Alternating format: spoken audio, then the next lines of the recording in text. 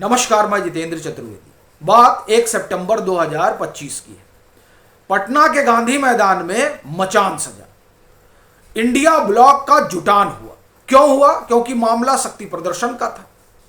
अब यह क्यों मामला खड़ा हुआ? क्योंकि राहुल गांधी 16 दिन खाक छान के आए थे, तो भाजपा को बताना था और दुनिया को यह दिखाना था कि देखिए हम लोगों ने क्या कुछ किया है। अब आप कहेंगे इसमें दुनिया कहां से आ गई, तो उस पर भी मैं आऊंगा, लेकिन पहले वहां जो रहा उसको थोड़ा समझिए कि वहां पर सब लोग जुटे। नेता प्रतिपक्ष राहुल गांधी भी उस मंच पर थे और कांग्रेस के राष्ट्रीय अध्यक्ष मल्लिकार्जुन खड़गे भी, और सारे विपक्ष के नेता भी मौजूद थे। वहां से खड़गे साहब ऐलान करते हैं कि 6 महीने में नरेंद्र मोदी की सरकार गिर जाएगी। अब सनसनी फैल गई कि साहब ऐसा क्या होने जा रहा है। लेकिन बड़ी चीज यह है कि जिन लोगों ने उस दिन सनसनी फैलाई थी, अब वो खुद सनसनी में फंस गए हैं। क्यों? क्योंकि उन्हीं के साथ बड़ा भारी खेल हो गया है। अब आलम यह है कि राहुल गांधी दोहरी चुनौती से जूझ रहे हैं। पहला तो वो अपनी पार्टी को बचाएं, कितने सांसद भाग जाएंगे कहा नहीं जा सकता है। दूसरा, इंडिया ब्लॉक के अपने सहयोगियों को अपने साथ लामबंद रखें, क्योंकि वो इनके साथ खड़े रहेंगे, इसकी संभावना बड़ी कम दिखाई दे रही है।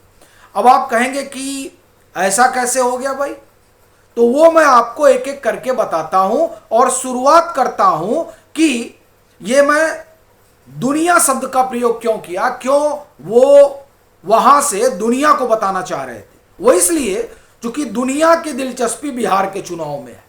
खास तौर से आप ये कहें कि डोनाल्ड ट्रंप ऑपरेशन सिंदूर के बाद से जो हमलावर है नरेंद्र मोदी के ऊपर, और वो इस आप ये कहें कि हद तक पहुंच गए थे कि नरेंद्र मोदी की सरकार गिराने पर उतारू हो गए थे। और ये मैं इसलिए कह रहा हूं कि वो कोई वहां से किसी को भेज रहे थे, ये मैं नहीं कह रहा हूं।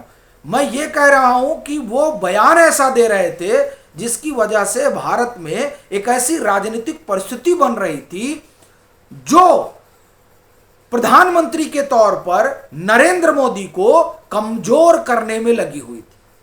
लेकिन सबसे बड़ा झटका तो उन्हें ही लगा। वो यहां पीएम से पंगा लेने में लगे हुए थे और वहां जो है उनके यहां शट डाउन हो गया। लो, वहां के जो आप कहें कि तमाम सांसद हैं, सीनेटर हैं, उन लोगों ने कहा कि भाई आप जिस तरह से चल रहे हैं ना, उससे बात बनेगी नहीं, और आपका ये काम धाम हमको ठीक नहीं लग रहा है। यानी जहां के बयान से सबसे ज्यादा ऑक्सीजन राहुल गांधी को मिल रही थी, वो ऑक्सीजन बंद कर दी गई वहां की अपनी घरेलू राजनीति की वजह से। और डोनाल्ड ट्रंप पीएम पर हमलावर भी थे अपनी घरेलू राजनीति की वजह से कि पीएम कृषि क्षेत्र क्यों नहीं खोल रहे हैं, पीएम जो है वो क्यों नहीं हमारे यहां से डिफेंस इक्विपमेंट खरीद रहे हैं, वो क्यों नहीं हम जो कह रहे हैं उस तरह से अपना बाजार खोल रहे हैं, वो क्यों नहीं रूस से तेल लेना बंद कर रहे हैं। यही सब उनकी अपनी बुनियादी जरूरत थी। वो क्यों नहीं मुझे नोबेल पुरस्कार के लिए नॉमिनेट कर रहे हैं। तो इसके कारण वो पीएम पर हमला कर रहे थे और उससे राहुल गांधी को हथियार मिल गया कि देखिए सरकार ने अमेरिका के सामने घुटने टेक दिए। अब ये जब बात होती है कि सरकार ने अमेरिका के सामने घुटने टेक दिए, तो हिंदुस्तान में एक अलग तरीके का सेंटीमेंट पैदा हो गया कि अच्छा नरेंद्र मोदी ने ऐसा कर दिया।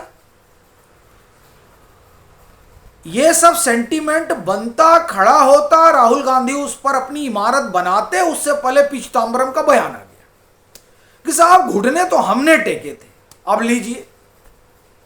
और ये ध्यान रखिएगा कि उस समय जो हुआ था उसके बारे में जो आप ये कहें कि वायुसेना है वो कह चुकी थी कि हम तो तैयार थे 26/11 का बदला लेने के लिए।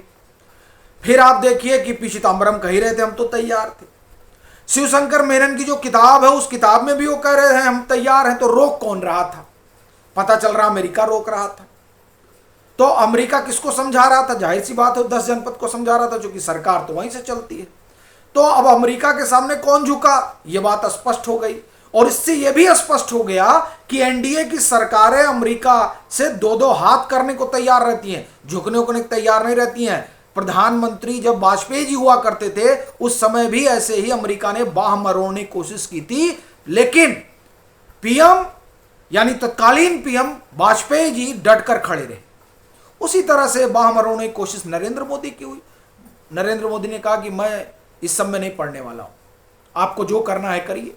तो खैर वो जो करना है वो करने लगे, और राहुल गांधी को लगा कि अब तो जो है 6 महीने का जो हमने समय तय कर रखा है उतने में तो नरेंद्र मोदी की सरकार गई। क्यों? क्योंकि इससे जो सेंटीमेंट बनेगा उसका सीधा असर बिहार पर पड़ेगा, तो बिहार हारेंगे और उसके बाद में जो है विदाई हो जाएगी। लेकिन पी चिदंबरम ने तो पूरा इनका मामला ही बिगाड़ दिया। इससे एक बात यह हो गई कि जो इन्होंने तमाम ताना बाना बुना था वो ताना बाना तो धरा का धरा रह गया। एक बात, दूसरी बात, इससे यह भी बात स्पष्ट हो गई कि कांग्रेस के भीतर जो है वो जो ओल्ड गार्ड है वो इनके साथ नहीं है, राहुल गांधी के साथ। जो न्यू गार्ड है वो कितना इनके साथ हैं, वो कम से कम जब 9 सितंबर को उपराष्ट्रपति का चुनाव हुआ और उसके बाद नतीजे आए तो उससे स्पष्ट हो गया। जो कसर थी वो उसी समय इंडिया ब्लॉक ने पूरी कर दी थी। चूंकि बीजेपी को या हम कहें कि भाजपा गठबंधन के उम्मीदवार को आप कायदे से देखें तो 25 का दिखाई देता है कि भाई 27 था, 25 जुड़े, और जो 15 इनवैलिड हो गए थे उनको कौन जोड़ेगा। तो आप अगर सब जोड़ लीजिए तो 40 तो ऐसे ही हो जा रहा है।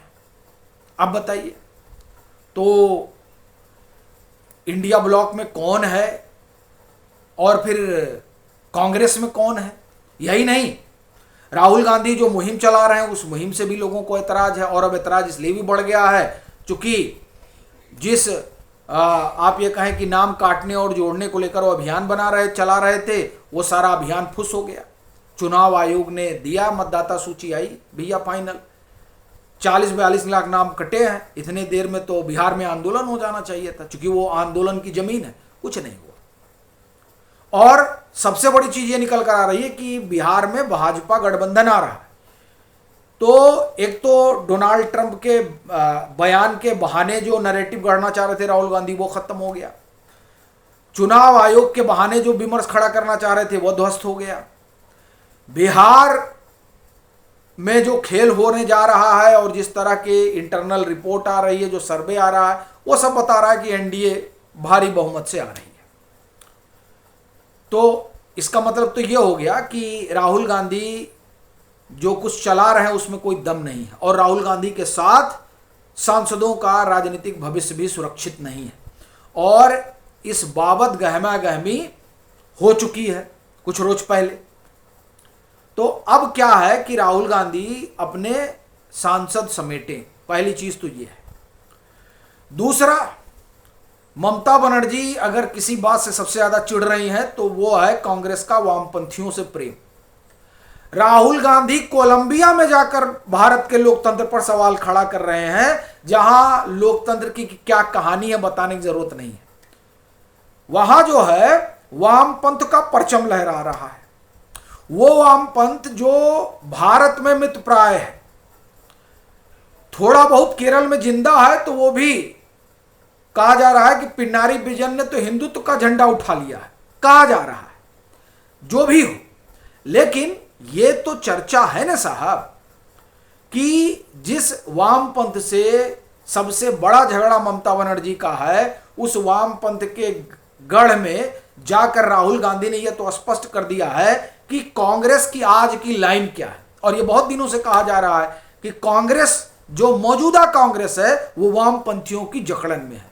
अब वामपंथियों की जकड़न में होने का दो मतलब है। एक तो ये कि ममता बनर्जी साथ नहीं रह पाएंगी, और दूसरा ये कि और जो इनके गठबंधन के साथी हैं उनका भी मन खट्टा हो गया है, चूंकि पी चिदंबरम ने भांडा फोड़ दिया है। और तीसरा ये, वामपंथ का हिंदुस्तान में क्या हाल होता है ये कांग्रेस के सांसद जानते हैं, तो इसलिए वो उनके साथ खड़े रहेंगे। इसमें अब आप एक तरह से कहें कि इसकी संभावना बहुत कम है। तो कुल मिलाकर जो 6 महीने में सरकार गिराने का खाका इन्होंने खींचा था, वो खाका इनका धरा का धरा रह गया। अब इनके सामने सबसे बड़ा समस्या यह है कि अपनी पार्टी बचाएं और गठबंधन के सहयोगियों को समझाएं कि हम जो कर रहे हैं उससे आपकी सीट बढ़ेगी। खैर वो कोई समझने वाला है नहीं। तो इसलिए जो दिवा स्वप्न राहुल गांधी देख रहे थे वह स्वप्न जो है ध्वस्त हो गया है।